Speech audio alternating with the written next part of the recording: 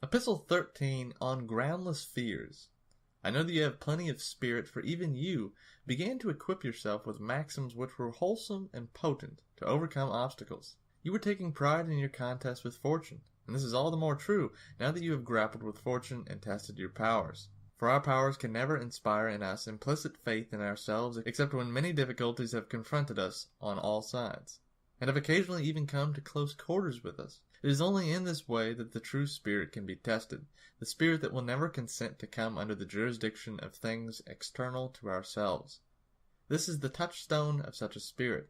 No prize fighter can go with high spirits into strife. If he has never been beaten black and blue, the only contestant who can confidently enter the lists is the man who has seen his own blood, who has felt his own teeth rattle beneath his opponent's fist, who has been tripped and felt the full force of his adversary's charge, who has been downed in body but not in spirit, one who, as often as he falls, rises again with greater defiance than ever. So then, to keep up my figure, fortune has often in the past gotten the upper hand of you, and yet you have not surrendered, but have leaped up and stood your ground still more eagerly. For manliness gains much strength by being challenged. Nevertheless, if you approve, allow me to offer some additional safeguards by which you may fortify yourself. There are more things, Lucilius, likely to frighten us than there are to crush us. We suffer more often in imagination than in reality. I am not speaking with you in the Stoic strain, but in my milder style. For it is our Stoic fashion to speak of all those things, which provoke cries and groans, as unimportant and beneath notice. But you and I must drop such great-sounding words, although, heaven knows, they are true enough.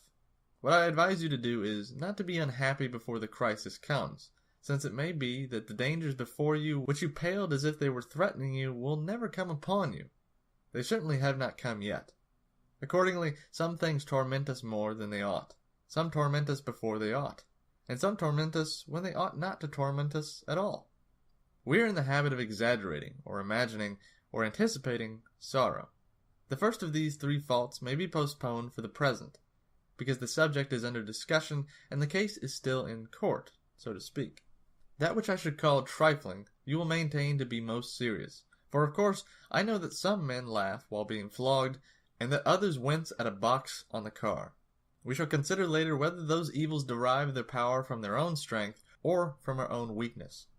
Do me the favor, when men surround you and try to talk you into believing that you are unhappy, to consider not what you hear, but what you yourself feel, and take counsel with your feelings and question yourself independently, because you know your own affairs better than anyone else does. Ask, is there any reason why these people should condole me with? Why should they be worried or even fear some infection from me as if troubles could be transmitted?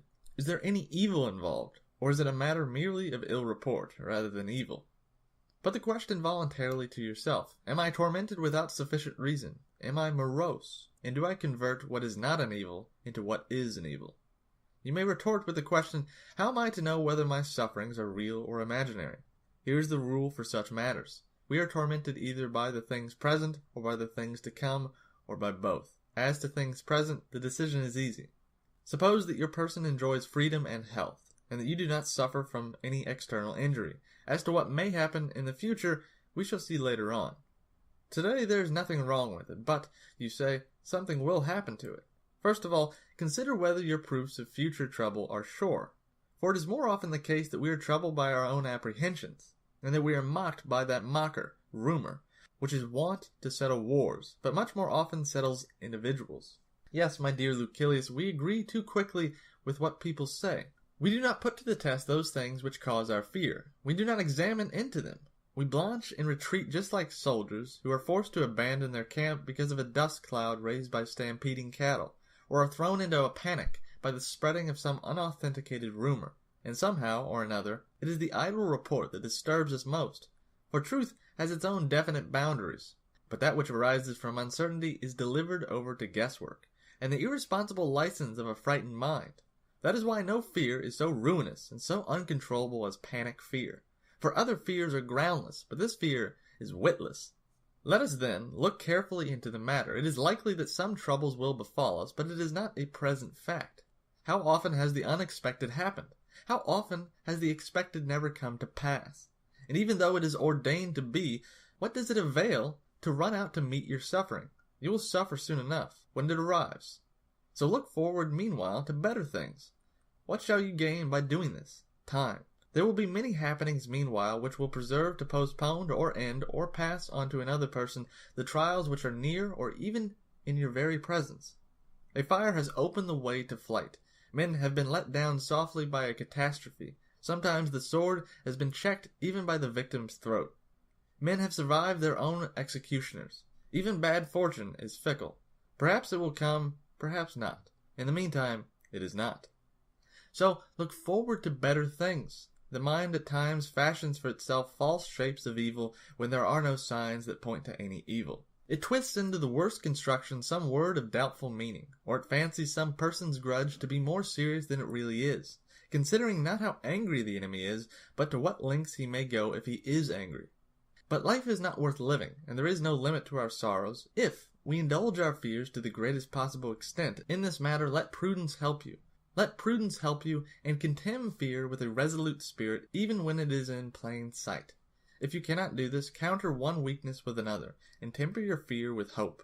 There is nothing so certain among these objects of fear that is not more certain still that things we dread sink into nothing, and that things we hope for mock us. Accordingly, weigh carefully your hopes as well as your fears, and whenever all the clements are in doubt, decide in your own favor. Believe what you prefer, and if fear wins a majority of the votes, incline in the other direction anyhow, and cease to harass your soul, reflecting continually that most mortals, even when no troubles are actually at hand, or are certainly to be expected in the future, become excited and disquieted. No one calls a halt on himself when he begins to be urged ahead, nor does he regulate his alarm according to the truth. No one says, the author of the story is a fool, and he who has believed it is a fool, as well as he who has fabricated it. We let ourselves drift with every breeze. We are frightened at uncertainties, just as if they were certain. We observe no moderation. The slightest thing turns the scales and throws us forthwith into a panic. But I am ashamed either to admonish you sternly, or to try and beguile you with such mild remedies. Let another say, perhaps the worst will not come to pass. You yourself must say, well, what if it does happen? Let us see who wins. Perhaps it happens for my best interest. It may be that such a death will shed credit upon my life. Socrates was ennobled by the hemlock poison. Wrench from Cato's hand his sword, the vindicator of liberty, and you deprive him of the greatest share of his glory. I am exhorting you far too long, since you need reminding rather than exhortation. The path on which I am leading you is not different from that on which your nature leads you.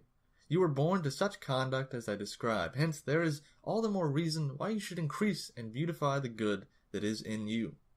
But now, to close my letter, I have only to stamp the usual seal upon it, in other words, to commit thereto some noble message to be delivered to you. The fool, with all his other faults, has this also. He is also getting ready to live. Reflect, my esteemed Lucilius, what this saying means, and you will see how revolting is the fickleness of men who lay down every day new foundations of life, and begin to build up fresh hopes even at the brink of the grave. Look within your own mind for individual instances. You will think of old men who are preparing themselves at that very hour for a political career, or for travel, or for business. And what is baser than getting ready to live when you are already old? I should not name the author of this motto, except that it is somewhat unknown to fame, and it is one of those popular sayings of Epicurus which I have allowed myself to praise and to appropriate. Farewell.